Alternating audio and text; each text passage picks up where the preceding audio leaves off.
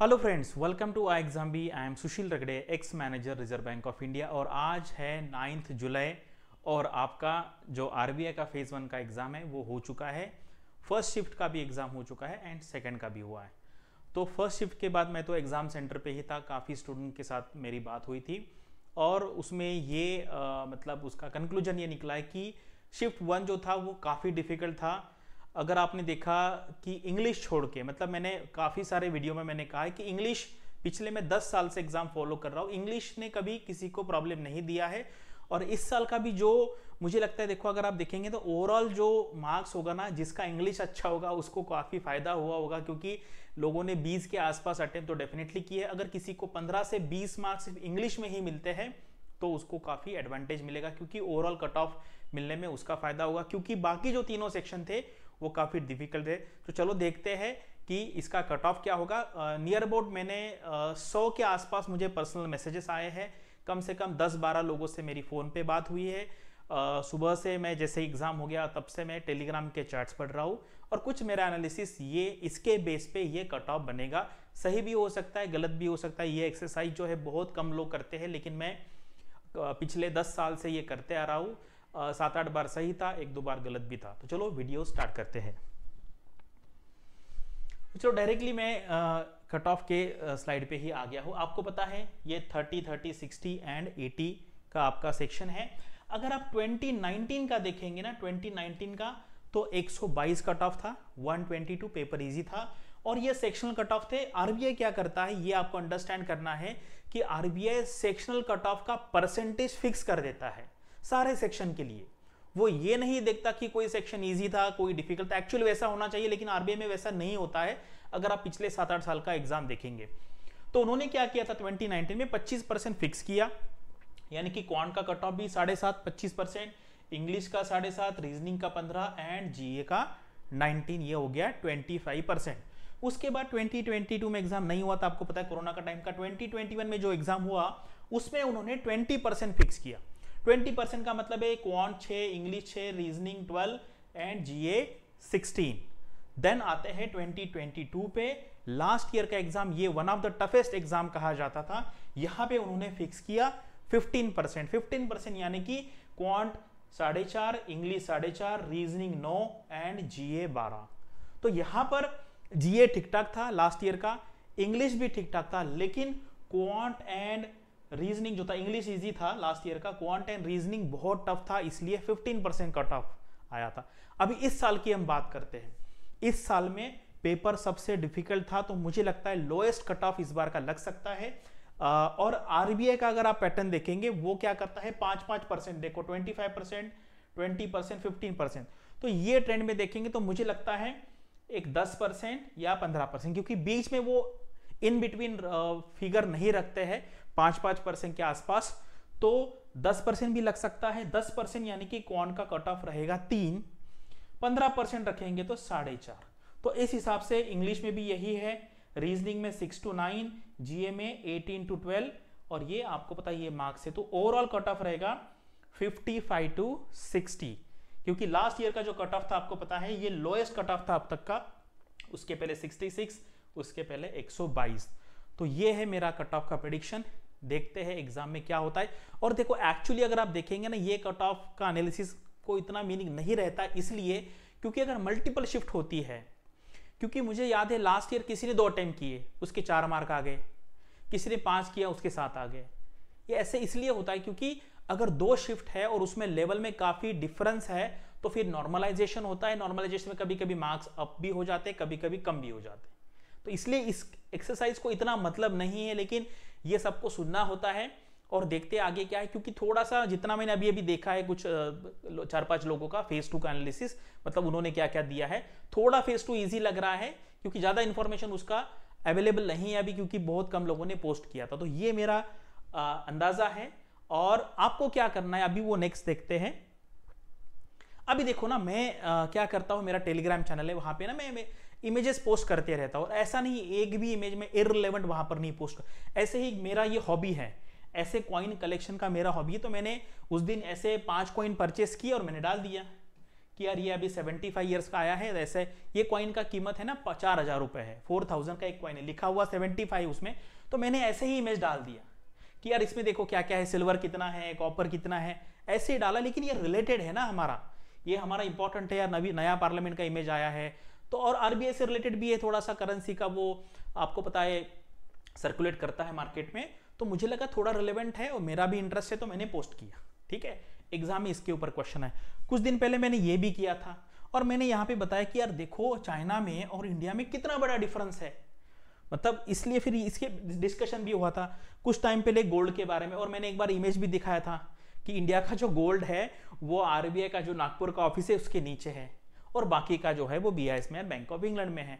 तो क्या होता है ना, हमें ऐसा नहीं कि यार सिर्फ ऐसे पढ़ाई करनी है, हम अगर आप आसपास देखेंगे ये क्या हो रहा है, हमारे आसपास हो रहा है, अगर देखेंगे तब भी आपको इसमें फायदा होगा।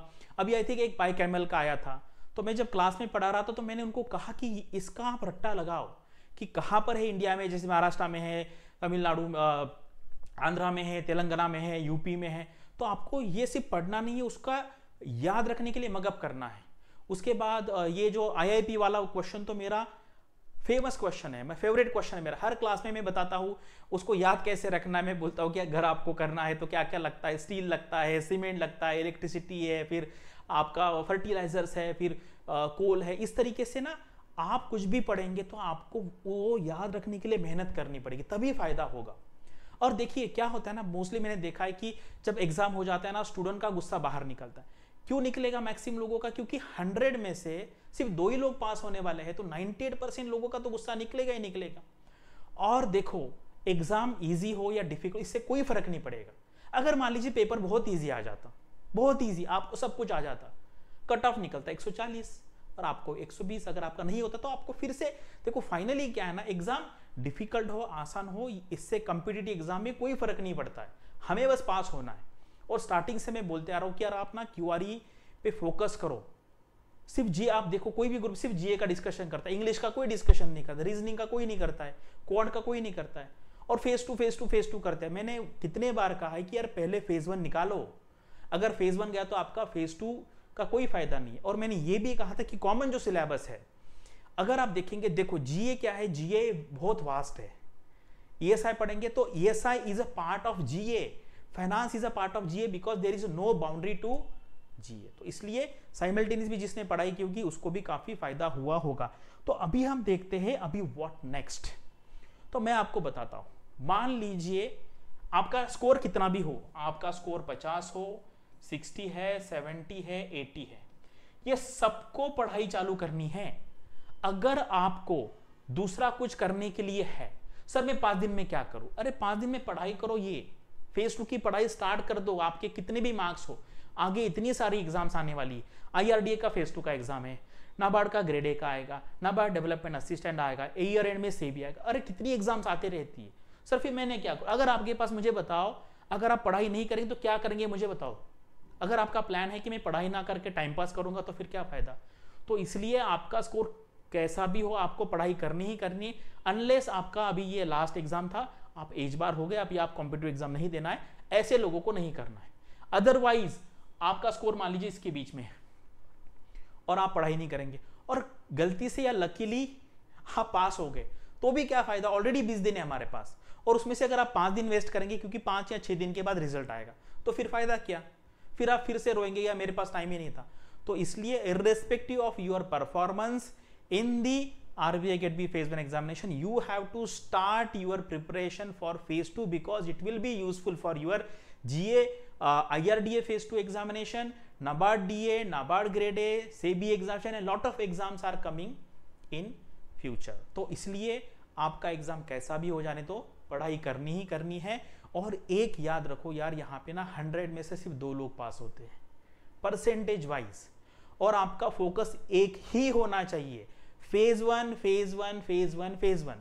ये क्वेश्चन मत पूछिए कि यार फेज 1 पास होने के बाद मैं 20 दिन में कैसे पढ़ाई करूंगा, वो सिचुएशन आती ही नहीं है बहुत लोगों के लाइफ में कि फेज 2 अपीयर करने का। तो इसलिए, और यूपीएससी में भी सेम होता है, मैंने देखा है 6 अटेम्प्ट हो गए, 5 अटेम्प्ट हो गए लोगों के, और क्या कर रहे, answer writing practice for political science, answer writing practice for sociology. अरे आपका प्रीलिम्स निकलता है कि नहीं पहले वो देखो, अगर प्रीलिम्स निकल गया तो उसके बाद अगर आप 15 घंटे पढ़ाई करेंगे तो 15 घंटे पढ़ाई करेंगे तो 20 दिन में आपका फेज 2 का पढ़ाई हो जाएगा। आप ये सोच नहीं पाते।